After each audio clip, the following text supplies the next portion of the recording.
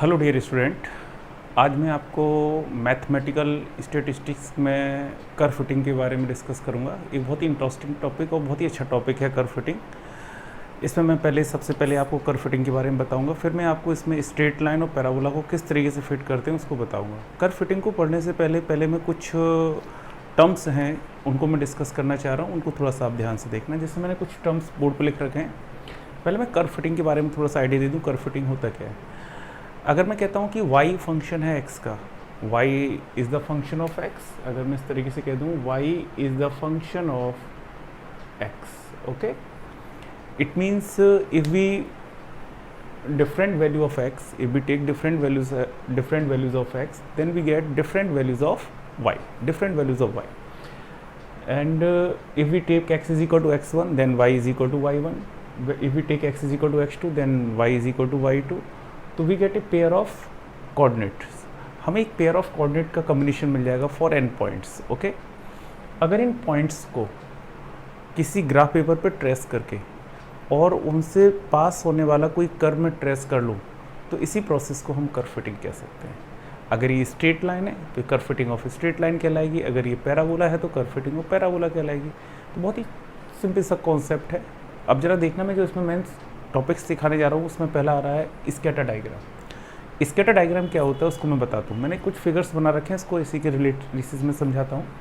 जैसे मैंने बताया y फंक्शन है x का, तो y आपका डिपेंडेंट वेरिएबल हो गया, x क्या हुआ, इंडिपेंडेंट वेरिएबल हो गया। अगर y डिपेंडेंट है, x आपका इंडिपेंडेंट वेरिएबल है, तो इसकी डिफरेंट वैल्यूज़ ऑफ x के लिए आपको डिफरेंट वैल्यूज़ ऑफ y मिल जाएंगी, ओके। जब ये सारी वैल्यूज़ मिल जा रही हैं तो ये हमारे पास कितने कोऑर्डिनेट्स हो गए, वी हैव n कोऑर्डिनेट्स। अगर इन सभी कोऑर्डिनेटों को मैं ग्राफ पेपर पर ट्रेस करूँ, ये हमारे पास x एक्सिस हो गई, ये y एक्सिस हो गई, ये ऑरिजिन हो गया। ऑरिजिन है तो इसके कोऑर्डिनेट 0, 0, ओके। तो अगर मैं इसको ट्रेस करूँ, ये सारे पॉइंट ट्रेस करूँ, x1 y1 यानी x is equal to x1, y is equal to y1, ये पॉइंट हो गया, x2 y2 x3 y3, ऐसे डिफरेंट पॉइंट्स, ये n पॉइंट्स हैं, सारे पॉइंटों को मैंने यहाँ पर ट्रेस कर दिया। तो जो ये रिप्रेजेंटेशन हुआ, ओके, इन सारे पॉइंटों का रिप्रेजेंटेशन हो गया हमारा ग्राफ पेपर के ऊपर, ओके। ऐसे ही यहाँ पर मैंने इस फॉर्म में अरेंज किया है। यहाँ मैंने माना कि ये भी हो सकता है इस तरीके से ट्रेस हो जाए ये सारे पॉइंट्स। मैंने 3 तरीके से ट्रेस किए हैं, इस तरीके से किए और एक किए, अलग अलग तरीके से 3 तरीके से मैंने ट्रेस कर दिए। तो ये तीनों के तीनों जो फिगर है, it is called scatter diagram. ये क्या कहलाता है, स्कैटर डायग्राम, ओके। ये तीनों फिगर आपके स्कैटर डायग्राम कहलाते हैं। अब ये स्कैटर डायग्राम अलग अलग तरीके से, डिफरेंट तरीके से हो सकते हैं। जैसे मैं चेक करूं, पहला जो स्कैटर डायग्राम है ये नॉन लीनियर स्कैटर डायग्राम है। नॉन लीनियर क्या हुआ, पहले इसको समझते हैं। जो ये मैंने बी पॉइंट दिया है, ये मैंने अगर मैं चेक करूं, यहाँ पर अगर आप देख रहे हैं कि थोड़ा सा जो कम्बिनेशन एक हमारे पास x और y की वैल्यूज में बढ़ रहा है, वो क्या बढ़ रहा है कि अगर x की वैल्यू बढ़ रही है तो y की वैल्यू भी बढ़ती हुई चली जा रही है, और उसी रेशियो बढ़ी, एक लीनियर वे में बढ़ती जा रही है। कर्व थोड़ा हमारा लीनियर वे में बनता चला जा रहा है, दिखाई दे रहा है ये। तो ये जो कर्व फिटिंग होगी ये हमारा स्कैटर डायग्राम कहलाएगा। ये स्कैटर डायग्राम हमारा किस तरीके से कहलाएगा, ये जो हमारा स्कैटर डायग्राम कहलाता है, it is called linear scatter diagram. ये हमारा किस तरीके का स्कैटर डायग्राम हो गया, it is linear scatter diagram, okay. अगर मैं यहाँ पर इस कर्व को देखता हूँ तो ये ज़रा देखना, एकदम बहुत रैपिडली ऊपर बढ़ रहे हैं सारे पॉइंट्स। तो ये हमारा जो स्कैटर डायग्राम हो गया, ये पैराबोलिक पाथ बढ़ रहा है। इस तरीके से अगर मैं खींच दूँ तो ये क्या हो जाएगा, हमारे पास एक पैराबोलिक पाथ बढ़ रहा है। तो ये भी स्कैटर डायग्राम है, लेकिन ये किस फॉर्म में है, ये पैराबोलिक फॉर्म में है। तो ये लीनियर हो गया, ये किस स्ट्रेट लाइन की फॉर्म में हो गया, ये किस फॉर्म में हो गया, पैराबोलिक फॉर्म हो गया। अगर मैं इसको चेक करूँ तो यहाँ से मुझे कोई एक पर्टिकुलर आइडिया नहीं मिल पा रहा है कि ये बहुत आगे बढ़ रहा है, कम बढ़ रहा है, किस तरीके से बढ़ रहा है। तो ये क्या कहलाएगा आपका नॉन लीनियर, और ये कैसे कहलाएंगे आपके पास लीनियर, और ये कहलाएगा आपका पैराबोलिक।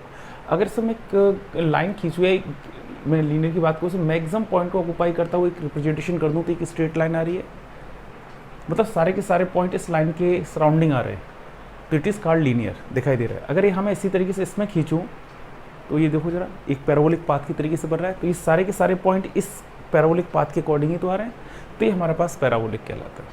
और अगर यहाँ पर मैं खींचूँ तो यहाँ पर मैं कोई ऐसा कर्व इसमें रिप्रेजेंट नहीं कर पा रहा हूँ कि ना तो स्ट्रेट आ पा रहा है, ना पैराबोलिक आ पा रहा है, ना कोई इस फॉर्म में बन पा रहा है। तो ये जो हमारा तीनों का कॉम्बिनेशन है, ये तीनों फॉर्म, तीनों फिगर है हमारे, these are called scatter diagram. अब स्कैटर डायग्राम में ये नॉन लीनियर हो गया फिगर ए, फिगर भी हमारा लीनियर हो गया, ओके, स्ट्रेट लाइन की तरीके से रिप्रेजेंट कर रहा है। और फिगर जो सी आ रहा है हमारा, ये हमारा कैसा हो गया, पैराबोलिक पाथ हो गया। तो अगर हम इन पॉइंट्स को इस तरीके से ट्रेस कर लें तो ये जो फिगर बन के आती है it is called scatter diagram. I hope ये क्लियर हो गया होगा स्कैटर डायग्राम। ओके, अब मैं आपके पास नेक्स्ट कॉन्सेप्ट पे जाता हूँ, मेथड ऑफ लीस्ट स्क्वायर। जब हम किसी कर्व को फिट करते हैं तो उसके लिए बहुत इंपॉर्टेंट फिनोमेना है ये मेथड ऑफ लीस्ट स्क्वायर। अब मेथड ऑफ लीस्ट स्क्वायर को समझने से पहले इस ग्राफ को समझना जरा ध्यान से देखना क्या होता है। ये मैंने कहा कि कोई ग्राफ है जिसको मैंने ये बहुत सारे पॉइंट्स, इन पॉइंट्सों को मैंने यहाँ ट्रेस किया है। ये x1 y1 है, x2 y2 है, xn y, यानी बहुत सारे एन पॉइंट्स हैं जो मैंने ये पॉइंट्स यहाँ लिए हुए थे, सारे पॉइंट्स मैंने यहाँ ट्रेस कर दिए।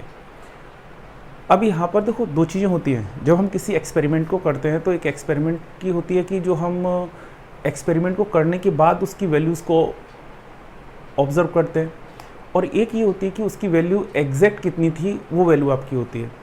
तो उन दोनों में वेरिएशन होता है थोड़ा बहुत, जो होता है उसमें करीब 5%। वैसे ही हमारी एरर आप उसे चेक कर सकते हैं, एरर वगैरह जो आती है उसको हम अवॉइड कर सकते हैं। तो जो हमारी एग्जैक्ट वैल्यू होती है और जो हमारी एक्सपेक्टेड वैल्यू होती है उनका जो डिफरेंस होता है इसी को हम एरर कह देते हैं। अब जरा देखना यहाँ पर क्या है कि हमारे पास ये x1 y1, जब मैंने यहाँ पर मैंने कहा था ये फंक्शन है y is equal to F of X. Okay, अगर मैं x की वैल्यू यहाँ x1 पुट करूँ then we get y is equal to y1। तो x is equal to x1 put किया तो इसकी value y is equal to y1 आ गई। जब मैंने x की जगह x2 पुट किया तो y की वैल्यू कितनी आई है y2। ऐसे मैंने x की जगह xn पुट किया तो y की कितनी वैल्यू आई yn। ये तो आ रहा है ना।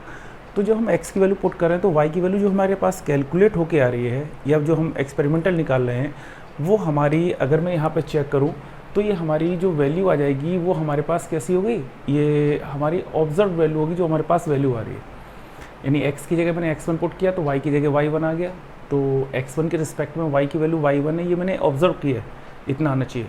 लेकिन अगर मैं चेक करूं कि इसकी एक्सपेक्टेड वैल्यू आनी कितनी चाहिए, जो एक्चुअल वैल्यू होती है उससे हम कहते हैं एक्सपेक्टेड वैल्यू। अगर इसकी एक्चुअल वैल्यू की बात करूं तो वो yi डैश आनी चाहिए थी। तो इन दोनों का जो डिफरेंस होता है yi और yi डैश का, वो कहलाता है रेजिडुअल। क्या कहलाता है? रेजिडुअल। यानी दो वैल्यूज़ हैं y की, एक तो वो वैल्यू है जो यहाँ मेरे पास इस पॉइंट पे मिली है, लेकिन जो मैंने ये ग्राफ खींचा है ये इसकी एग्जैक्ट वैल्यू को रिप्रेजेंट कर रहा है। कायदे में इतना आना चाहिए था, ये आना चाहिए था यहाँ पर। यानी जब मैं x के ऊपर x1 पुट कर रहा हूँ तो y का मान यहाँ होना चाहिए था ये, लेकिन हमारा y की वैल्यू कहाँ पहुँची है, ये पूछी, ये यहाँ पहुँच गई, जबकि मेरे पास इस पॉइंट पे होनी चाहिए थी। ऐसे ही जब मैंने x equal to x2 put किया, मान लिया ये नीचे आ गया, x equal to x2 put किया तो y का मान y2 ही आ गया यहाँ पर। यानी x2 यहाँ से यहाँ तक की डिस्टेंस y2, लेकिन हमारे पास वैल्यू कितनी आ रही है, ये इतना होना चाहिए था। तो जो ये डिफरेंस आ रहा है, ये पॉइंट बड़ा दूर दूर मैंने कर दिए हैं, लेकिन ये पॉइंट लगभग इस कर्व के आसपास ही चलते हैं सारे पॉइंट्स। ऐसे मैंने xn yn ये पॉइंट था, जब मैं x equal to xn put कर रहा हूँ तो y की वैल्यू yn ये हमारे पास ऑब्जर्व मैंने की हुई है, ये आ रही है हमारे पास।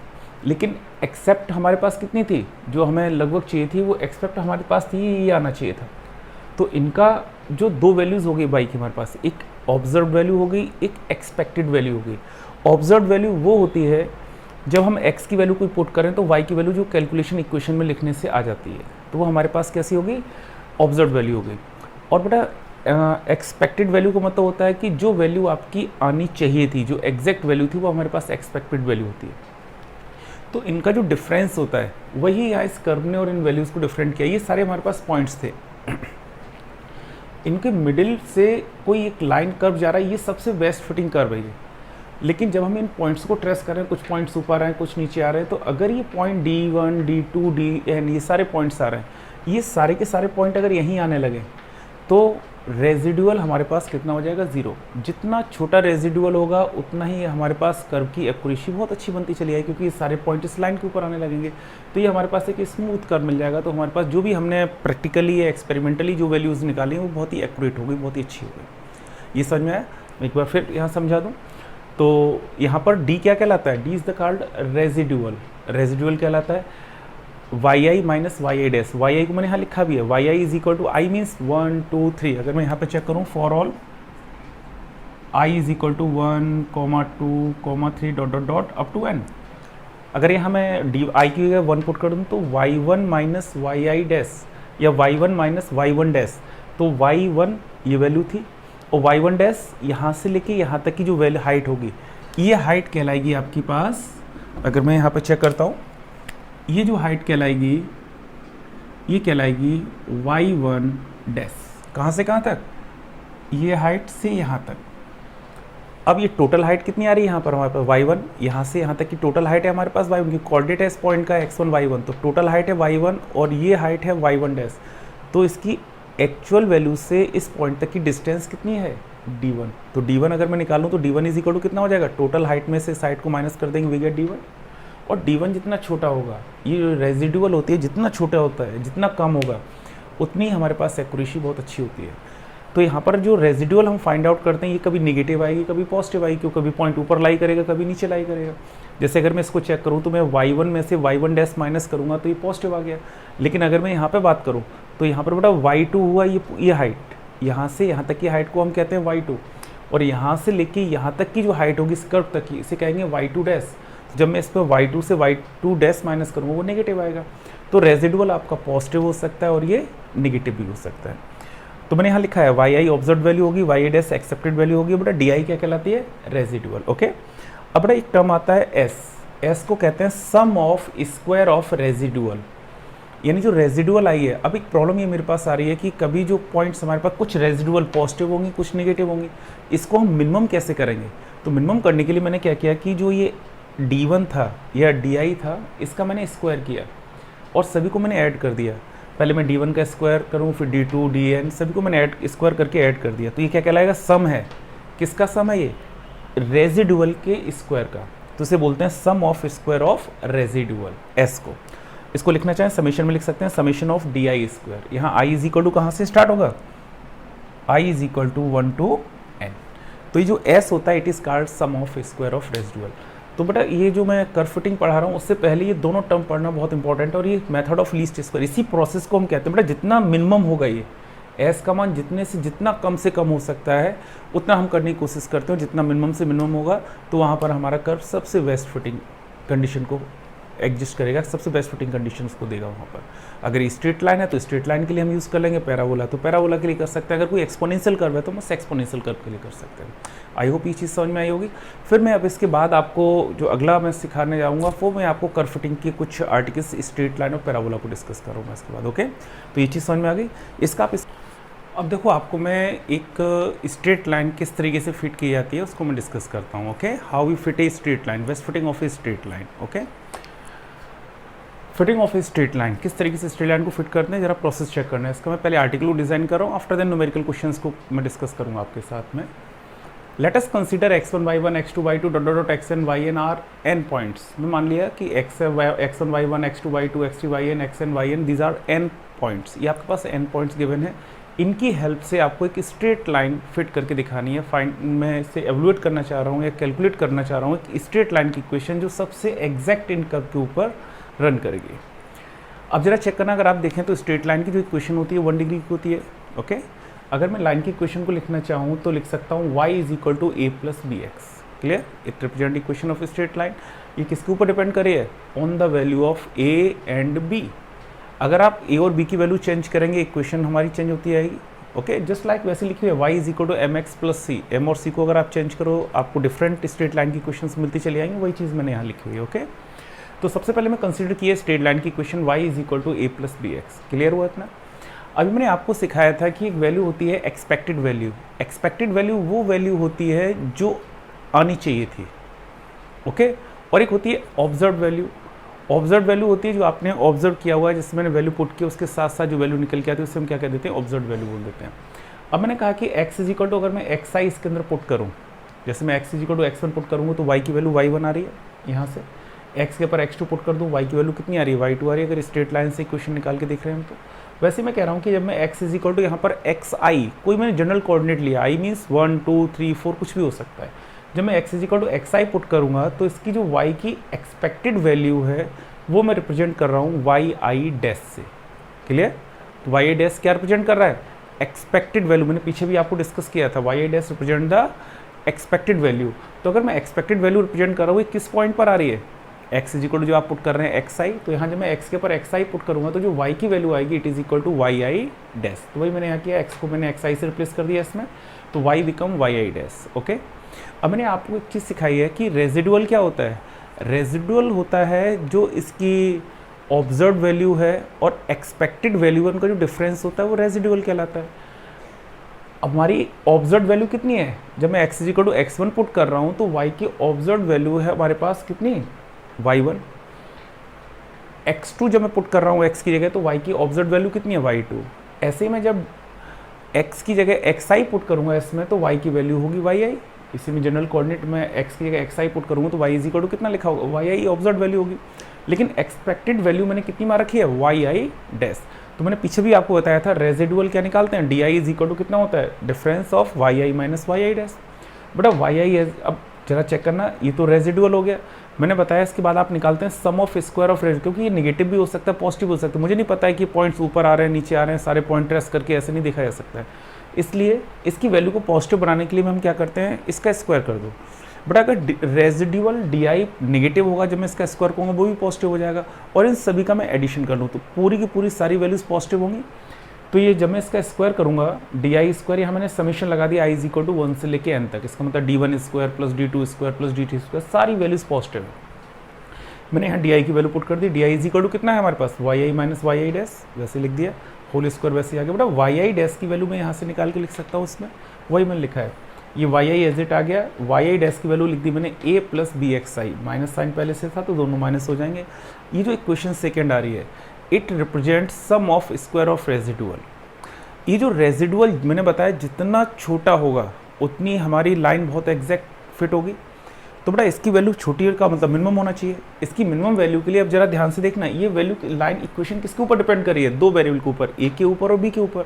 जब कोई फंक्शन दो वेरिएबल का फंक्शन होता है तो उसको हम मैक्सिमम मिनिमम फाइंड आउट करने के लिए हम उसके रिस्पेक्ट में डिफरेंशिएट करते हैं। तो यहाँ पर किस किस वेरिएबल के रिस्पेक्ट में डिफरेंशिएट करेंगे, जब ये डिपेंड ए और बी के ऊपर कर रही है तो इसका मतलब मैं ए के रिस्पेक्ट में डिफरेंशिएट करूँगा और बी के रिस्पेक्ट में। वही मैंने किया है for minimum value of S. अगर मैं यहाँ पे चेक करूँ for minimum value of S आपका क्या लिखा हुआ है, ये इक्वेशन सेकेंड जो ये लिख रखी है, इसकी मिनिमम वैल्यू के लिए यहाँ दो पैरामीटर हैं, एक ए और एक बी, जिसके ऊपर ये लाइन डिपेंड करेगी। इसका मतलब मैं इसको ए के रिस्पेक्ट में पार्शियली डिफरेंशिएट कर दूँ, बी के रिस्पेक्ट में पार्शियली डिफरेंशिएट कर दूँ और उसको किसके बराबर कर दूँ, 0। तो मैंने वही किया है यहाँ पर, डेवर एस अपॉन डेवर A is equal to 0 and डेवर एस अपॉन डेवर बी इज इक्वल टू 0। तो पहले मैं डेवर एस अपॉन डेवर ए 0 करके देखता हूँ। बट डेवर एस अपॉन डेवर ए जब मैं 0 करूँगा, जरा यहाँ ध्यान देना, इसका मैं डिफरेंशिएट कर रहा हूँ तो s का डेरिवेटिव तो डेवर एस अपॉन डेवर ए हो गया। ये जो पावर है आगे आएगी, डिफरेंशिएशन जब इसका करूँगा समेशन एज इट रहेगा, कोई चेंज नहीं है। ये पावर आगे आएगी, वो मैंने यहाँ लिख दी देखो 2, और ये पूरा फैक्टर एज इट, पूरा फैक्टर एज इट आया। अब जो ब्रैकेट के अंदर क्वांटिटी आ रही है इसका मैं डिफरेंशिएशन कर दूँ a के रिस्पेक्ट में पार्शियल, yi का 0, इसमें तो ये नहीं है। इस a का differentiation with respect to a -1, इसमें कहीं नहीं है, इसका 0, तो केवल -1 ही तो आएगा, -1 का मल्टीप्लाई कर दिया इज इक्वल टू 0। अब बेटा जरा चेक करना, ये समेशन किसके ऊपर चल रहा है, i के ऊपर। तो जहाँ जहाँ i है वो केवल फंक्शन समेशन के अंदर आएंगे, बाकी तो मैं बाहर लिख सकता हूँ। तो ये 2 कांस्टेंट है, -1 कांस्टेंट है, माइनस का 2 कॉमन लेके मैं 0 में भेज दूँ, 0 हो गया। और इस समेशन को सभी के ऊपर अलग अलग कर दो। अब बेटा समेशन को मैंने अलग अलग कर दिया, तो समेशन यहाँ पर आ गया, yi आ गया, इस a के ऊपर आएगा तो समेशन ऑफ a बन गया, माइनस का ही आएगा b summation of xi is equal to. मैंने यहाँ समेशन नहीं लगाया, इसकी लिमिट नहीं लगाई, सभी जगह i इज इक्वल टू 1 से n लिख सकते हैं। अगर नहीं भी लिखा हुआ है तो वेल नोन होता है। आफ्टर देन जरा ध्यान देना इसको, summation of y as it rise term को मैंने उस साइड में भेजा, तो a समेशन, बेटा जब a कांस्टेंट है समेशन तो i के ऊपर रन कर रहा है, तो i वाला टर्म तो a में नहीं है, तो इसको मैं बाहर लिख सकता हूँ। समेशन में क्या बचेगा, केवल 1, प्लस ये b बाहर कांस्टेंट है, बाहर लिख सकता हूँ, समेशन आ गया, अंदर क्या बचा, केवल xi। अब बेटा समेशन ऑफ 1 मीन्स क्या है, 1 को आप ऐड करो कितने बार, n बार, क्योंकि समेशन कहाँ से कहाँ तक रन कर रहा है, 1 से लेके n। तो 1 को जब मैं n बार ऐड करूँगा तो 1 + 1, 1 को 2 बार ऐड करो तो 2, 3 बार ऐड करो 3, तो n बार ऐड किया कितना आएगा, n। तो ये आ गया समेशन ऑफ 1 की वैल्यू कितनी होगी, n। ये एज इट आ गया, ये भी टर्म एज इट आ गया। तो ये हमारे पास एक इक्वेशन आ गई जब मैंने इसको डिफरेंशिएट किया विद रिस्पेक्ट टू a। ऐसे ही जब मैं विद रिस्पेक्ट टू b करूँगा, जब मैं पार्शियली डिफरेंशिएट b करूँगा उस केस में a कांस्टेंट हो गया। जब मैं विद रिस्पेक्ट टू b करूँगा तो हमारे पास एक्सप्रेशन ये आ गया, पावर आ गया आगे एज इट, पूरा फैक्टर आ गया। इसका डिफरेंशिएशन जब मैं b के रिस्पेक्ट में करूँगा तो yi का 0, a का 0, bxi का with respect to b -xi is equal to 0।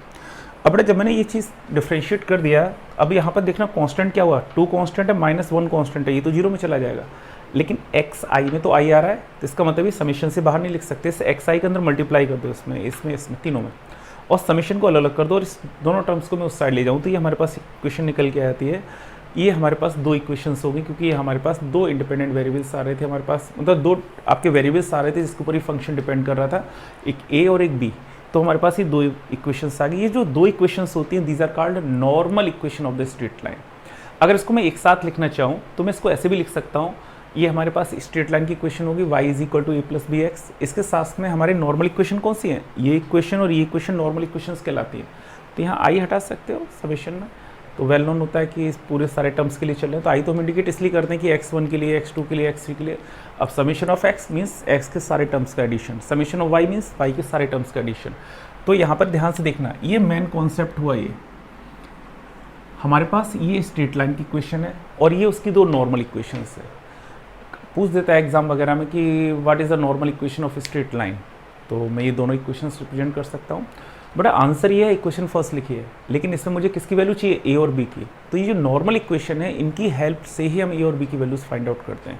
तो बेटा जो भी डाटा हमें दिए गए थे, ये जो आपको दिए गए थे स्टार्टिंग में एक्स और वाई के, एक पेयर दिया हुआ पूरा, एक्स की डिफरेंट वैल्यूज़ है, वाई की डिफरेंट वैल्यूज़ है। एक हम यहाँ से टेबल बना लेंगे, जब मैं न्यूमेरिकल डिस्कस करूँगा हम इस चीज़ को समझाऊंगा।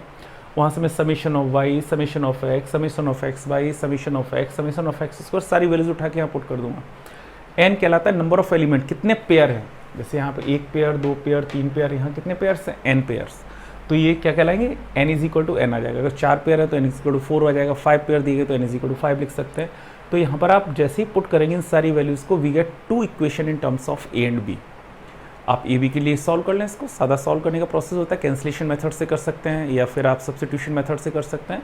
आप सॉल्व करके ए और बी की वैल्यू फाइंड आउट कर लो, ए और बी की वैल्यू उठा के यहाँ पुट कर दो इक्वेशन फर्स्ट पे, we get best fitting of the straight line. I hope ये समझ में आ गया होगा सबको। ओके बट एक तो प्रोसेस ये है बेस्ट फिटिंग फाइंड करने का।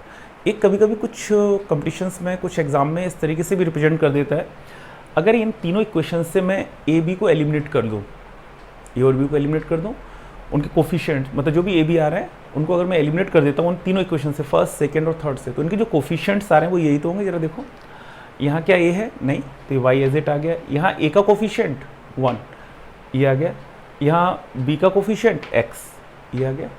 ऐसे इसमें ए नहीं है तो वाई वैसे आ गया। इसमें ए का कोफिशिएंट n आ गया। यहाँ बी का कोफिशिएंट x ये लिख दिया। ऐसे मैंने यहाँ से कंपेयर कर दिया, ए और बी के कोफिशिएंट कंपेयर कर दिया, ये चीज़ आ गई। ओके, इक्वेट कर दिया इज इक्वल टू 0। इसको बड़ा चेंज करके लिखना चाहूँ तो मैं इस कॉलम को सबसे पहले लिख लूँ x, उसके बाद y का, उसके बाद लास्ट इस तरीके से लिख दूँ। तो इसको मैं अरेंज करके ऐसे भी लिख सकता हूँ। बट अगर ये सारी वैल्यूज़ में इनको सॉल्व ना करके मैं यहाँ वैल्यू पुट कर दूँ, summation of x, summation of y n और summation of x square, summation of x y और समीशन ऑफ x की यहाँ पहलू पुट करके इज इक्वल टू 0 करता हूँ, ये भी हमें एक लाइन की इक्वेशन दे देती है। इसी को हम कह सकते हैं west fitting of the straight line. तो दोनों फॉर्म है, आप ऐसे निकाल सकते हैं या फिर इस तरीके से भी इसको रिप्रेजेंट कर सकते हैं। समझ में आ गया, इसमें तो कोई दिक्कत नहीं ना। यहाँ पर इस चीज़ को बहुत ध्यान से पढ़ना, उन चीज़ों को चेक करना है। इसका भी अब देखो, एक को जो मैंने आपको भी आर्टिकल सिखाया fitting of a straight line, उस आर्टिकल को मैं एक न्यूमेरिकल क्वेश्चन के थ्रू डिस्कस कर रहा हूँ। जरा ध्यान से देखना, अभी समझ में आएगा जो मैंने आर्टिकल अभी पीछे डिस्कस किया था। कभी कोई क्वेश्चन आता है, जैसे मैंने यहाँ पर ये क्वेश्चन लिखा है, fit a straight line from the following table. एक ये टेबल दी हुई है, एक्स और वाई के डिफरेंट पेयर्स हैं ये। ओके, ये 5 पेयर दिए हुए हैं। इससे आपको एक स्ट्रेट लाइन फिट करनी है। जो भी आपको कहा स्ट्रेट लाइन फिट कर सकते हैं, पैराबोला फिट कर सकते हैं, जो भी आपको गिवन है। पहले मैं स्ट्रेट लाइन को फिट करना बता रहा हूँ, उसके बाद मैं पैराबोला को डिस्कस करूँगा। बट इन डाटा की हेल्प लेके we want to fit a straight line, best fitting of a straight line. सबसे अच्छी जो स्ट्रेट लाइन यहाँ से जनरेट होकर आएगी वो क्या होगी, वो मुझे फाइंड आउट करके दिखाना है। ओके, इसके लिए सबसे पहले जो हम लिखते हैं, क्या प्रोसेस होता है जरा ध्यान देना। मैंने भी आपको पीछे आर्टिकल में डिस्कस किया है। We know that equation of straight line क्या होती है, y is equal to A plus B X. Okay, and normal equation of straight line, यहाँ कितने कॉन्स्टेंट्स है, 2, एक a और एक b। तो मुझे इन दोनों वैल्यूज़ की वैल्यू फाइंड आउट करनी होगी, एक a की और एक किसकी, b की। और ये b की वैल्यू फाइंड आउट करने के लिए हम किसका यूज करते हैं, नॉर्मल इक्वेशंस का। तो first we write down the equation of straight line, y is equal to A plus B X. ये आंसर लिखा हुआ है, केवल मुझे इसमें किसकी वैल्यू पुट करनी है, a की और b की। तो इसके लिए हम नॉर्मल इक्वेशन यूज करते हैं। Normal equation of straight line क्या होती है हमारे पास, summation of y is equal to N A plus B summation of x and summation of X Y is equal to A summation of x plus B summation of x square. मैंने equation इसको indicate कर दिया second. But जो equation second में जितने parameters आ रहे हैं, जो टर्म्स आ रहे हैं, उन सभी की वैल्यूज़ हम एक टेबल के थ्रू फाइंड आउट करते हैं। तो इसमें क्या क्या आ रहा है, देखो x और y की वैल्यूज़ तो मेरे पास हैं, तो मैंने x की वैल्यू और y की वैल्यू एज इट लिख ली है। x की वैल्यू 0 1 2 3 4, तो 0 1 2 3 4। y की वैल्यूज आ रही थी, वो मैंने y की वैल्यू लिख दी। अब अगर मैं x के सारे टर्म ऐड कर लूँगा तो ये समीशन ऑफ x हो गया 10। अगर मैं y के सारे टर्म ऐड कर लूँ, ये summation of summation means sum, summation of y is equal to 16.9, y का समीशन आ गया, तो समीशन ऑफ y मुझे पता चल गया, समीशन ऑफ x पता चल गया। n क्या कहलाया मैंने बताया था, n is the number of pairs, कितने पेयर दिए हमें, 1 2 3 4 5, तो n इज इक्वल टू कितना हो गया 5, तो ये भी मुझे पता है। आफ्टर देन मुझे चाहिए एक्स वाई, तो x मुझे पता है, y पता है, दोनों का मल्टीप्लाई कर दूँ, एक्स वाई आ गया 0 इंटू 1 ये आ गया, 1 इंटू 1.8 ये आ गया, 2 इंटू 3.3 ये वैल्यू आ गई, इनका मल्टीप्लाई करता जा रहा हूँ, ये एक्स वाई आ गया। अगर इन सभी का मैं सम कर दूंगा, it is known as summation of X Y. Okay, अब मुझे ये चाहिए समेशन ऑफ एक्स, मैं ऑलरेडी निकाल चुका हूँ, अब मुझे चाहिए नया term summation of X square, तो जो आपको एक्स पता था इसका स्क्वायर कर दो, इनको मैंने ऐड कर दिया सभी को, ये वैल्यू आ गई समेशन ऑफ एक्स स्क्वायर। तो अब मेरे पास जो नॉर्मल इक्वेशन थी सेकंड, इसके अंदर जितने भी टर्म्स आ रहे थे उन सारी टर्म्स की मुझे वैल्यू पता चल गई, केवल ए और बी अननोन पैरामीटर्स रह गए। तो ये सारी वैल्यूज उठा के मैं कहाँ पुट कर दूँ अब, इन इक्वेशन सेकंड। तो वही लिखा मैंने, putting these value in equation second. अगर ये वैल्यू उठा के मैं इक्वेशन सेकंड में पुट कर रहा हूँ, ध्यान से देखना इसको, तो बड़ा यहाँ पर कितना आ रहा है इक्वेशन सेकंड में, चेक करो।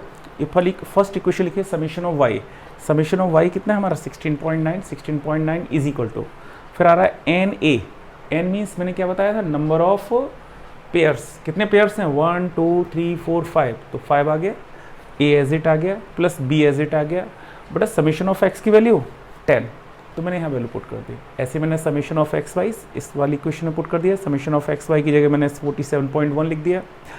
फिर आता है यहाँ पर ए समीशन ऑफ एक्स का मान 10 है, तो यहाँ पर आ गया 10a plus B summation of X square था, समीशन ऑफ एक्स स्क्वायर 30 है, तो 30 इंटू कितना आ गया बी। तो अगर आप ध्यान से देखना, ये दो इक्वेशंस आ गई in terms of A and B. अब आप इनको सॉल्व कर लीजिए, और बी को किस तरीके से सॉल्व करेंगे, आप ए की टर्म कैंसिल कर सकते हैं, इसमें मैं 2 को मल्टीप्लाई कर दूँ, उनको माइनस कर दूंगा, ए कैंसिल हो गया, we get the value of A की वैल्यू किसी में उठा के पुट कर दो, we get the value of B. आप इस तरीके से वैल्यूज़ निकाल सकते हैं। जैसे मैं इनको सॉल्व करता हूँ, मुझे ए और बी की वैल्यूज़ आ रही हैं, वो ए और बी की वैल्यूज़ मैंने ये लिख लिया, on solving it we get a is equal to 0.72, आप चेक कर सकते हैं इसको, और बी इज इक्वल टू 1.33।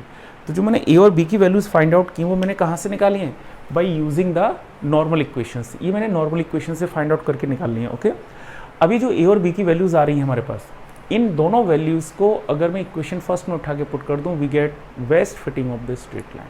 तो वही मैंने यहाँ किया है, best fitting of the straight line is obtained by putting the values of A and b in equation first. Equation first में उठा के पुट कर दिया। जैसे मैंने इक्वेशन फर्स्ट में उठा के पुट किया तो हमारे पास जो नॉर्मल इक्वेशन निकल के, वो इक्वेशन ऑफ स्ट्रेट लाइन निकल के आ रही है, वो आ रही है y is equal to 0.72 plus का 1.33 इंटू एक्स। क्लियर हो गया? तो ये हमारे पास आंसर हो गया, ये fitting of a straight line आपकी कंडीशन इस तरीके से करके आ गई। ओके, यहाँ ये न्यूमेरिकल वैल्यूज हमारे पास बहुत छोटी थी, इसलिए कैलकुलेशन करने में मुझे बहुत ज़्यादा दिक्कत नहीं। अब मैं देखो आपके सामने एक नया क्वेश्चन लेके आया हूँ स्ट्रेट लाइन का, ये इसमें थोड़े से डाटा मैंने बड़े कर लिए। अब जरा यहाँ पर चेक करना है, ये मैंने एक नेक्स्ट क्वेश्चन लिया हुआ है, fit a straight line from the following points. आपको नीचे पॉइंट्स दे रखे हैं, इससे आपको स्ट्रेट लाइन एक फिट करके दिखानी है। ये किसी एक टाउन की पॉपुलेशन है डिफरेंट ईयर्स पर, इन थाउजेंड्स में दे रखे है। कोई टाउन है, उसकी पॉपुलेशन 1991 में 10,000 में है, या फिर मिलियंस में ले सकते हैं आप, जो भी यूनिट हो। 99 में पॉपुलेशन है 10 यूनिट, 1992 में 12 हो गया, 1993 में 8 है, 1994 में 10 हो गया, 1995 में 14 यूनिट है। ये कह रहा है कि fit a straight line from the following table. अभी जैसे मैंने पीछे स्ट्रेट लाइन फिट की थी, वहाँ पर एक्स की वैल्यू हमारी काफ़ी छोटी थी, डाटा हमारे पास छोटा था, तो उनका स्क्वायर वगैरह करने में बहुत दिक्कत नहीं थी। लेकिन जब मैं इनका मल्टीप्लाई वगैरह करूँगा, अगर एक्स की वैल्यू ये लेके चलूँगा, इनका स्क्वायर करोगे या मल्टीप्लाई करोगे तो बहुत टफ हो जाएगा। तो इसके लिए हम क्या करते हैं, इसका ऑरिजिन हम चेंज करते हैं। ये मैंने जो आपको पीछे भी बता रहा था, वहाँ पर डाटा हमारे पास छोटा था, तो इसलिए मैंने आसानी से कर लिया। जब हमारे पास डाटा न्यूमेरिकली थोड़ा सा बड़ा आने लगे और कैलकुलेशन हमारी बड़ी आ रही है, उस केस में हम क्या करते हैं, इसका ऑरिजिन शिफ्ट कर देते हैं। ऑरिजिन शिफ्ट करने से क्या होता है, इसकी नेचुरल वैल्यू पर कोई भी इफेक्ट नहीं पड़ता है। अब जरा ध्यान देना यहाँ पर, इससे कैसे मैं शिफ्ट कैसे करता हूँ। बड़ा 91 से लेके 95 तक जा रहे हो, तो इसके बीच में लगभग जो पॉइंट आएगा वो क्या आएगा, 1993 होगा। मिडिल का मतलब कोई ज़रूरी नहीं कि आपको एग्जैक्ट मीन मिल जाए, एक आप एज्यूम मीन मानते। देखो दो चीज़ें होती है, एक एग्जैक्ट मीन होता है, एक होता है एज्यूम मीन। एग्जैक्ट मीन का मतलब होगा कि बिल्कुल जस्ट मिडिल पॉइंट आ जाए, और एज्यूम मीन का मतलब होगा लगभग हम मान लें कि हाँ, जैसे ये पेन है मेरे पास, ओके, मैं कहूँ इसका मिडिल पॉइंट क्या है, अगर बिल्कुल अगर इसको मैं स्केल से चेक करके मिडिल पॉइंट निकालूँ तो वो इसका एग्जैक्ट मीन हो गया, मिडिल पॉइंट हो गया। और एक हो गया कि अगर हम बिना स्केल से मेज़र किए, ऐसे ही मैंने बिना देखे हुए मैंने कह दिया हाँ लगभग ये पॉइंट होगा, तो जो ये पॉइंट आ जाता है इसको बोल देते हैं एज्यूम मीन। ओके, वैसे यहाँ पर मैं बात कर रहा हूँ एज्यूम मीन की। तो आप इस टेबल को देख लो, सबसे छोटी वैल्यू है 1991 और सबसे बड़ी वैल्यू 1995। तो सबसे बड़ी वैल्यू और सबसे छोटी की वैल्यू, बीच में जो वैल्यू टेबल के अंदर है वो वैल्यू हमारी जो होती है उसे हम एज्यूम मीन बोल देते हैं। तो 1993 होगी लगभग, तो कैपिटल एक्स बराबर मैंने माना है x माइनस 1993, यानी जो ऑरिजिन था मैंने कितना शिफ्ट कर दिया, x माइनस 1993। ऐसे अगर मैं y की बात करूँ, यहाँ पे जरा चेक करना, सबसे छोटी वैल्यू 8 आ रही है और सबसे बड़ी वैल्यू कितनी है इसमें 14। 8 और 14 के मिडिल में लगभग जो वैल्यू टेबल के अंदर आ रही है वो कौन सी होगी, 10 होगी। आपके पास यही वैल्यूज़ हैं, 8 है, 10 है, 12 है, 14 है। इनमें मिडिल वैल्यू जो सबसे छोटी वैल्यू और सबसे बड़ी वैल्यू है उसके बीच में लगभग जो वैल्यू होती है उसी को हम क्या कह देते हैं, एज्यूम मीन बोल देते हैं। तो इसका जो भी एज्यूम मीन हो उसको मैंने y से सब्ट्रैक्ट कर दिया, तो मैंने एक y मान लिया, capital Y is equal to मान लिया y माइनस 10, एज्यूम मीन लगभग। मैं 8 भी ले सकता हूँ, मैं कहता हूँ 12 भी ले सकता हूँ, मैं यहाँ लेना चाहूँ y माइनस 12 भी लूँ तो y माइनस 12 से भी आप कैलकुलेशन कर सकते हैं, कोई इफेक्ट नहीं पड़ेगा, आंसर एक ही आएगा। ऐसे यहाँ 1993 लिया, मैं 1992 ले लूँ, उससे भी आप कर सकते हैं, लेकिन मिडिल लोगे तो उससे कैलकुलेशन हमारी थोड़ी कम और हो जाती है। और ये कोई ज़रूरी नहीं है कि केवल माइनस कर रहे हैं, अगर ये करने के बाद जो भी क्वांटिटी आ रही है अगर उसमें किसी चीज़ का डिवीज़न कर सकते हैं तो उसमें अपॉन में डिवाइड करके भी लिख सकते हैं। ओके, तो अभी पहले मैं इसको समझाता हूँ। बट अब जरा देखना, मैंने कैपिटल एक्स आपको डाटा स्मॉल एक्स वाई में दिए थे, इनको मैंने कैपिटल एक्स कैपिटल वाई में कन्वर्ट कर लिया जिससे डाटा ही छोटा हो जाए। तो कैपिटल एक्स ये माना, कैपिटल वाई मैंने ये माना, तो सारी जो इक्वेशंस है हमारी कैपिटल एक्स और कैपिटल वाई में कन्वर्ट हो जाएंगी। मुझे स्ट्रेट लाइन फिट करनी है तो स्ट्रेट लाइन की इक्वेशन लिख लो, y is equal to A plus B x. यहाँ देखो y और x मैंने कैसा यूज किया हुआ है, कैपिटल।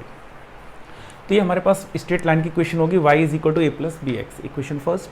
बट इसकी नॉर्मल इक्वेशन होगी वो भी कैपिटल एक्स और कैपिटल वाई में ही लिखी जाएंगी। तो मैंने कैपिटल एक्स और कैपिटल वाई में नॉर्मल इक्वेशन लिख दी जो मैंने पीछे भी आपको डिस्कस की थी। अब मैं क्या करूँगा, बट ये नॉर्मल इक्वेशंस में जो पैरामीटर्स आ रहे हैं इन सभी की वैल्यूज़ निकाल के मैं कैलकुलेशन कर लेता हूँ, रिजल्ट आ जाएगा हमारे पास। तो बेटा capital x is equal to मैंने कितना माना था, x माइनस 1993। आप x की वैल्यू यहाँ से उठा के यहाँ लिखते जाइए और चेक करते जाइए। जब मैं यहाँ पर 1991 पुट करूँगा तो 1991 माइनस 1993 माइनस का 2, तो जो कैलकुलेशन 1991 थी वो केवल -2 का यहाँ रिप्रेजेंट हो गई। ऐसे मैंने ये पुट कर दूँ 1992, तो 1992 माइनस 1993 माइनस का 1 आ जाएगा, ये 0 आ जाएगा इसके लिए 1 और इसके लिए क्या हो गया 2। ये वैल्यू काफ़ी छोटी हो गई। ऐसे ही y की वैल्यू को अगर मुझे थोड़ा और छोटा करना तो मैंने y माइनस 10 मान लिया, कर सकते हैं। अगर नहीं करना चाहें तो कोई ज़रूरी नहीं है, मैंने थोड़ा छोटा करना चाह रहा हूँ इसलिए मैंने y माइनस 10 करके लिख दिया। तो जो y की वैल्यू यहाँ लिख दिया, ये 10 माइनस 10 ये 0 हो गई, 12 माइनस 10 ये आपका 2 आ गया, ये 8 रखेंगे तो 8 माइनस 10 माइनस का 2 आ गया, 0 आ गई, 4 आ गई। अब इसके बाद मुझे चाहिए एक्स वाई, तो मैंने इनका मल्टीप्लाई कर दिया, कैपिटल एक्स कैपिटल वाई का, ये चीज़ आ गई। एक्स स्क्वायर चाहिए तो एक्स पता था, इसका स्क्वायर कर दिया। अगर मैं ये ना मानता तो मुझे इसका स्क्वायर करना पड़ता, जो कि बहुत बड़ी क्वांटिटियाँ होती। इसलिए ये देखो ये कितना ईजी हो गया, ओरली हम कर लिया। ये इसका बेनिफिट हो गया कि ऑरिजिन चेंज करने से स्ट्रेट लाइन की इक्वेशन में कोई इफेक्ट नहीं पड़ता है। अब ये जो वैल्यूज़ मेरे पास आ गई हैं सारी, इन सारी वैल्यूज़ को मैं इक्वेशन सेकेंड में पुट कर देता हूँ। वही मैंने यहाँ लिखा है, इक्वेशन सेकेंड बिकम्स, इसमें सारी वैल्यूज़ पुट कर दी, summation of X, summation of Y, X Y और ये summation of X square. N कहलाता है नंबर ऑफ पेयर्स, कितने आपको पेयर्स दिए गए, तो 5 पेयर यहाँ पे भी हैं, 1 2 3 4 5, तो एन की जगह मैंने 5 पुट कर दिया। ये हमारे पास 2 इक्वेशंस आ गई, इन दोनों को सॉल्व कर लिया, ए का मान आ गया, बी का मान आ गया। क्लियर, कर सकते हैं, ईजी है, समझ में आ रहा है। अब इक्वेशन फर्स्ट में ये वैल्यू उठा के पुट कर दो ए और बी की। बट जैसे मैं इसमें इक्वेशन वन में पुट करूँगा तो ये हमारे पास इक्वेशन आ गई। ये हमारी स्ट्रेट लाइन की इक्वेशन है, लेकिन ये किसके टर्म है, कैपिटल एक्स और कैपिटल वाई के टर्म में, जबकि हमें डाटा किस में दिया हुआ था, स्मॉल एक्स और स्मॉल वाई में। तो एक काम करूँ, मैं कैपिटल एक्स कैपिटल वाई को स्मॉल एक्स और स्मॉल वाई में कन्वर्ट कर दूँ, तो कैपिटल एक्स को किससे रिप्लेस करेंगे, एक्स माइनस 1993, और कैपिटल वाई को रिप्लेस करेंगे वाई माइनस 10। यहाँ रिप्लेस कर दो, सॉल्व कर लो, तो y की टर्म एक तरफ कर लो, बाकी x की एक तरफ कर लो। तो जो हमारे पास रिप्रेजेंट होके आ गई है, it represent best fitting of the straight line. Clear, समझ में आ गया। अंतर इसलिए नहीं पड़ता है क्योंकि लास्ट में हम उस वैल्यू को रिप्लेस कर देते हैं। आप कुछ ही मानिए, अगर मैंने यहाँ पर एक y माइनस 8 माना होता या y माइनस 12 माना होता तो लास्ट में y कैलकुलेशन चेंज हो जाती, y माइनस 12 से सारी कैलकुलेशन चेंज होती, उसके अकॉर्डिंग हमारे ए बी के मान चेंज होते। जब मैं यहाँ पर y की जगह y माइनस 12 लिखता हूँ, मैंने रिपीट करके उसी पॉइंट को रिप्लेस कर देता जाके, तो इसका मतलब है कि जो चीज़ जहाँ थी वहीं पर आ गई। इसका मतलब है इसकी नेचुरल वैल्यू के ऊपर कोई भी इफेक्ट नहीं पड़ा, या ओरिजिनल पोजीशन के ऊपर इसके ऊपर कोई इफेक्ट नहीं पड़ा। समझ में आ गए। तो हम इस तरीके से करके ऑरिजिन को चेंज कर सकते हैं। ऑरिजिन को चेंज करते टाइम पर एक चीज़ ध्यान रखना है, इसमें हम किसी चीज़ का डिवीज़न भी कर सकते हैं, डिवाइड करके भी हम इसको लिख सकते हैं। ओके, समझ में आ गया। तो मैंने 2 एग्जाम्पल समझाए, दोनों मैंने आपको स्ट्रेट लाइन के 2 क्वेश्चन अभी आपको डिस्कस कर दिए। अब एक मैं पैराबोला का डिस्कस कर रहा हूँ, पैराबोला किस तरीके से फिट करते हैं, आफ्टर देन पैराबोला की इक्वेशन किस तरीके से फाइंड आउट करते हैं। ओके, बड़ा पैराबोला की इक्वेशन जैसे अगर मैं चेक करूँ तो पैराबोला की इक्वेशन हमारे पास सेकंड डिग्री की होती है। सेकंड डिग्री की पैराबोला की इक्वेशन अगर होती है तो मैं सेकंड डिग्री इक्वेशन को किस तरीके से रिप्रेजेंट करूँगा, y is equal to A plus B x plus c x square. ये सेकंड डिग्री रिप्रेजेंट करिए तो किसको रिप्रेजेंट करिए, पैराबोला को। सेम वैसी आर्टिकल है जैसे मैंने अभी स्ट्रेट लाइन के लिए बताया था। अगर मैं यहाँ पर डी आई निकालूँ, d i is equal to कितना होता है Y i minus y I dash आपके पास एक्सपेक्टेड वैल्यू होती है, ओके, और वाई आई आपकी ऑब्जर्व वैल्यू होती है। तो इन दोनों का डिफरेंस होता है वो हमारा रेजिडुअल कहलाता है। उसका स्क्वायर कर दूंगा तो ये sum of square of residuals बराबर डी आई स्क्वायर, यहाँ मैंने डी आई की वैल्यू पुट कर दी। बट अब वाई आई डैश मीन्स यहाँ x के ऊपर मैं एक्स आई पुट कर दूँ, कितना आ जाएगा a minus b x i minus का सी एक्स आई स्क्वायर, मैंने वैल्यू पुट कर दी यहाँ वाई आई की। यहाँ से निकाल के x is equal to x i put कर देंगे, जो वैल्यू निकल के आएगी उसी को हम वाई आई डैश कहते हैं। तो जो हमारे पास वैल्यू आ रही है ये कहलाती है sum of square of residual equation second. अब मैंने बताया कि इसकी वैल्यू जितनी कम से कम हो उतना ज़्यादा एग्जैक्ट हमारे पास रिजल्ट होगा। पैराबोला की इक्वेशन है तो पैराबोला का पाथ उतना ही ज़्यादा एग्जैक्ट बनेगा यहाँ से। तो इसको डिफ्रेंशिएट कर दो। यहाँ पर अब पैरामीटर कितने हो गए, 3, ए बी सी, जैसे वहाँ 2 थे लाइन में, अब यहाँ पर पैराबोला में कितने हो गए, 3। तो इसको मैं तीनों वेरिएबल के रिस्पेक्ट में डिफ्रेंशिएट करके मैं 0 करूँगा फॉर मिनिमम वैल्यू। तो वही मैंने यहाँ पर किया, डेवर एस अपॉन डेवर ए 0, डेवर एस अपॉन डेवर बी ये भी 0 है, डेवर एस अपॉन डेवर सी इज इक्वल टू 0। थोड़ा मैंने सॉर्ट किया है, आप चेक कर सकते हैं बिल्कुल इसी तरीके से। जब आप इसे ए के रिस्पेक्ट में डिफ्रेंशिएट करोगे वहाँ से हमारे पास ये इक्वेशन निकल के आ जाएगी। जब इसे मैं बी के रिस्पेक्ट में डिफ्रेंशिएट करके 0 करूँगा तो ये इक्वेशन ऐसे आ जाएगी, जैसे मैंने अभी लाइन में की थी ना, ए और बी के रिस्पेक्ट में सेम वही प्रोसेस है। ऐसे में इसको जब मैं सी के रिस्पेक्ट में डिफ्रेंशिएट करूँगा पार्शियल, जब मैं 0 करूँगा वी गेट दिस इक्वेशन। तो ये जो 3 इक्वेशन आ गई हैं these are called normal equation of the parabola.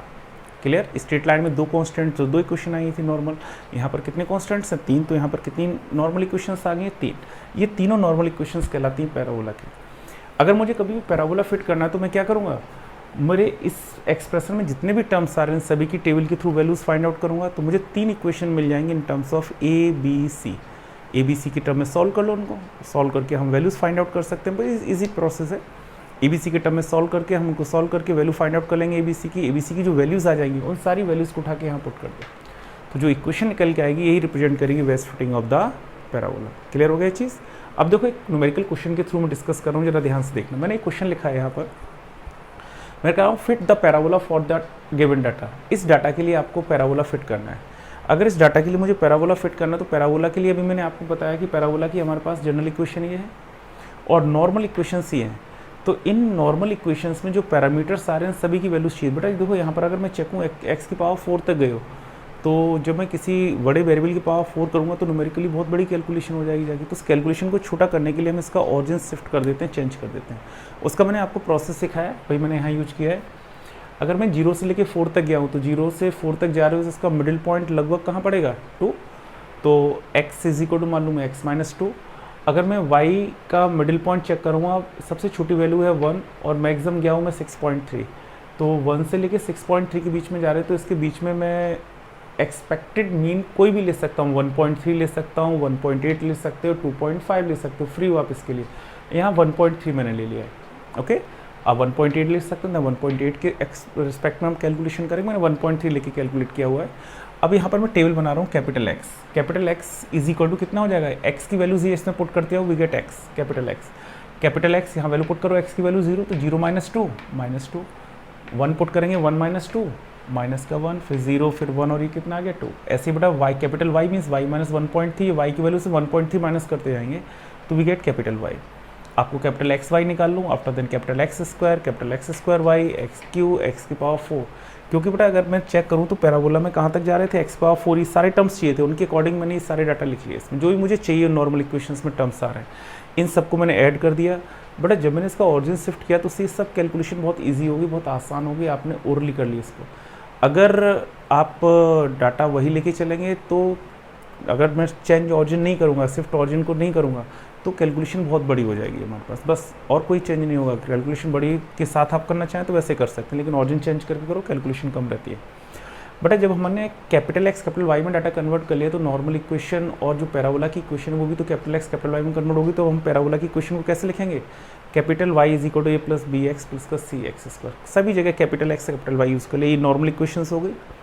इन सभी नॉर्मल इक्वेशंस में सारी वैल्यूज उठा के पुट कर दो, जो भी वैल्यूज आ रही हैं, तो आपको 3 इक्वेशंस मिल जाएंगी ए बी सी के टर्म में। इनको सॉल्व करना, सॉल्व करके मैंने थोड़ा डायरेक्ट लिख रखा है, ए का मान इतना आ जाएगा, बी का मान इतना आ जाएगा, सी का मान ये आ जाएगा।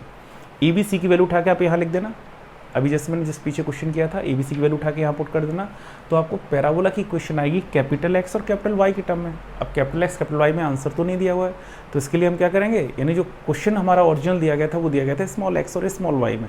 तो मैं क्या करूँगा कि कैपिटल एक्स की जगह पर एक्स माइनस 2 और कैपिटल वाई की जगह वाई माइनस 1.3 पुट कर दूँ। जैसे मैं पुट करूँगा तो पूरा का पूरा क्वेश्चन हमारा स्मॉल वाई और स्मॉल एक्स में रिप्रेजेंट हो जाएगा। तो वो करने के बाद जो एक्सप्रेशन आ रहा है वो मैंने डायरेक्ट लिख दिया, ये इक्वेशन मिलेगी। तो ये जो इक्वेशन आ रही है, it represent best fitting of the parabola from the given data. इस डाटा के लिए सबसे वेस्ट पैराबोला जो फिट होगा वो ये पैराबोला फिट होगा। क्लियर हुआ चीज़। कभी कभी कुछ पॉइंट पूछ देता है, ये कह देता है कि find the value of y at point, मान लिया 1.7 कह देता, तो ये हमें एक्स के बाद 1.7 पुट कर दूं तो आपको वाई की वैल्यू पता चल सकती है, अगर ये कभी पूछा जाता है तो। अदरवाइज ये वेस्ट फुटिंग ऑफ द क्या कहलाता है, पैराबोला। आई होप ये पूरा कॉन्सेप्ट आपको समझ में आया होगा। यही पूरा लगभग इसी तरीके से हम किसी भी और दूसरे कर्व को भी फिट कर सकते हैं। जो भी इक्वेशन हो हमारे पास, उसके लिए हम रेजिडुअल निकालते हैं। रेजिडुअल निकालने के बाद जो भी उसके अंदर पैरामीटर्स आते हैं, जैसे यहाँ ABC आ रहे थे, जो भी उस फंक्शन के अंदर हो उनके रिस्पेक्ट में डिफ्रेंशिएट करके उनको जीरो करेंगे, हमें नॉर्मल इक्वेशंस मिल जाएंगी। नॉर्मल इक्वेशंस जो मिल के आती हैं उनकी हेल्प से हम जो पैरामीटर्स थे A और B C जो वैल्यूज़ आ रही है उन सब की वैल्यू फाइंड आउट कर लेते हैं, यहाँ पे उठा के पुट कर देंगे। हमें स्ट्रेट जो भी कर्व है उसके लिए हमें best fitting of the curve find out हो जाएगा। अगर ये कर्व स्ट्रेट लाइन है तो हम कहते हैं best fitting of the straight line, अगर ये कर्व पैराबोला है तो best fitting of the parabola. I hope ये पूरा कॉन्सेप्ट आपको समझ में आया होगा। आप इसका भी स्क्रीनशॉट लेके लिख सकते हैं, रख सकते हैं, पूरा स्क्रीनशॉट ले लीजिए आप इसका।